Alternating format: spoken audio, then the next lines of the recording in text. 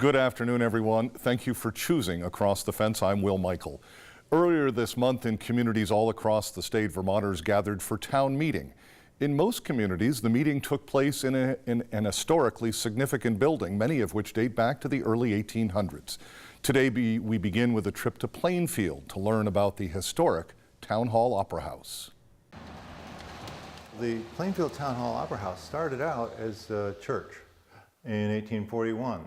The Universalist Church was built here, and they operated for over 50 years, and they lost their congregation. Next door there's a hotel, and there used to be a railroad station in Plainfield, and people would come up for the summer and spend time in Plainfield, and from Boston. And the owner was a very wealthy man named Bancroft. He made tennis rackets, and he was a member of the Universalist Church. So he wanted to fix it up and dedicate it as a town hall opera house for his patrons, partly. So he did that in 1912, and it was made into a town hall opera house and given to the town. It started out mostly as a theater. There was a resident theater company called the Nellie Gill Players. They came up from Boston and New York, and every summer they would do repertory theater. They actually were the first theater touring company in Vermont, and they took the train and went all around Vermont and did shows that were being produced in Boston at the time. Nellie Gill actually settled out here in the 30s and lived in a house not too far from here and helped organize the Plainfield Little Theater.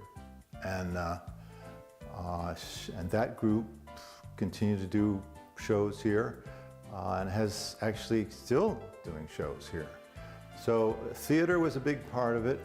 In the 1950, the town clerk needed space. I think she moved out of her house, and they moved into the basement of the Opera House, converted it into a town clerk's office, and meeting room was back here.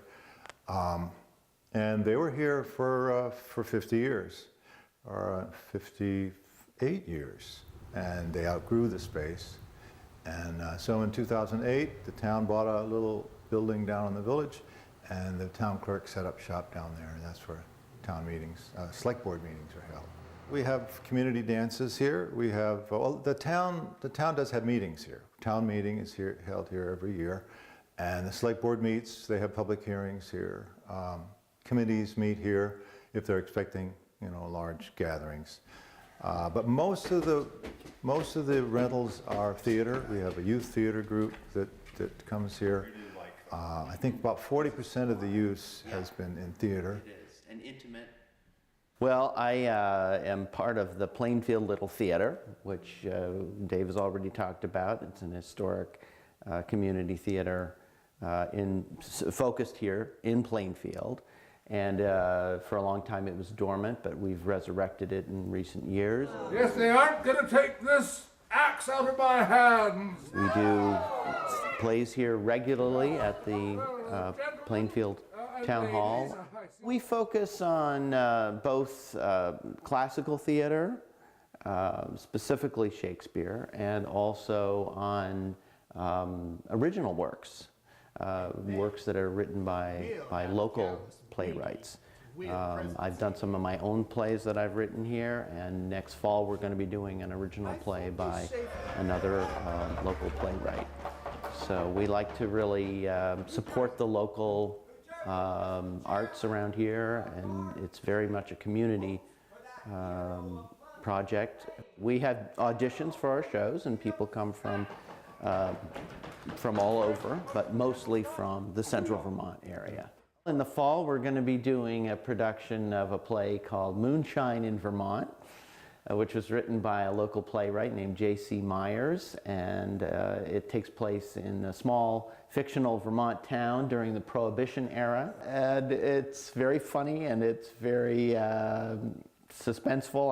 We've read the play and we've cast it, and we won't start rehearsals for a while, but I think it's going to be a lot of fun.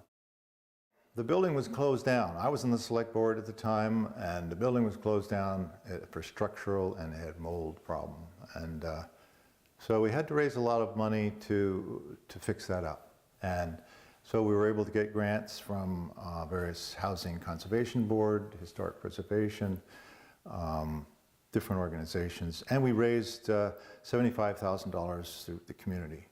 And so the total project fixing this place up cost about $350,000. So we were able to reopen in 2014, and we've been finishing up. We put a new roof on, we painted it, and now we're getting ready for the next step, which is making it more accessible. Route 2 is a very major through road, and it's hard to get across the street. So we're working on a sidewalk and a crosswalk project, and also improve parking area. And that's what we're working on now, a bigger, better, safer parking area. So we have what we call a full house fund drive, which is to provide enough parking so that there's enough room for the people who want to fill the hall. And they can contact the Friends of the Town Hall Opera House. We have a website. It is plainfieldoperahousevt.org, and you can find a lot of information about there and how to support the efforts that we're making here to restore and reoccupy this historic building. Our thanks to Dave Strong and the Friends of the Plainfield Town Hall Opera House, as well as to the Town Historical Society for sharing pictures from its extensive archive. Now, it's no secret that Vermont is home to a number of world-class breweries, but even the best brewers need advice and support. Over the past couple of years, Vermont state agencies have teamed up to help ensure that Vermont brewers continue to succeed. Rebecca Gollin tells us more. With the highest number of breweries and the most beer consumed per capita, it's safe to say that Vermonters like beer. On this day, attendees from around the state came together for the 2018 Brewery Day. It's a day of workshops and talks about state regulations and permitting requirements for starting and operating a brewery. Some of the challenges that our brewers do face are just figuring out what are all the different agencies I do need to be working with to get off the ground. And that's what makes this day great, because they're getting some of those questions answered today of, okay, this is who I need to be contacting regarding wastewater, regarding my permit to open, and so forth. Participants include those who operate established breweries, as well as those just getting their business going.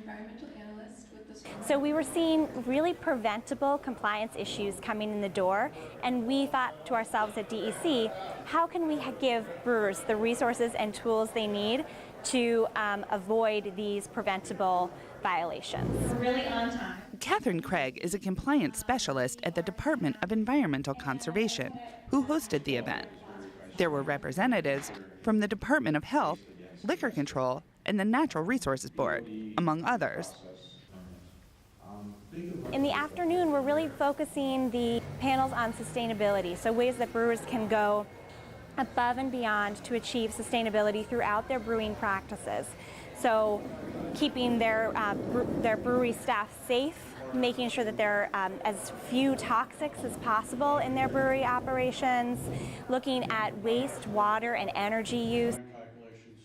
Very interested in wastewater, because I know from working in breweries and having friends that have had breweries, it's all about the wastewater. and I don't, I really didn't know too much about it or where to even begin. And so Brett Seymour has been homebrewing for over a decade.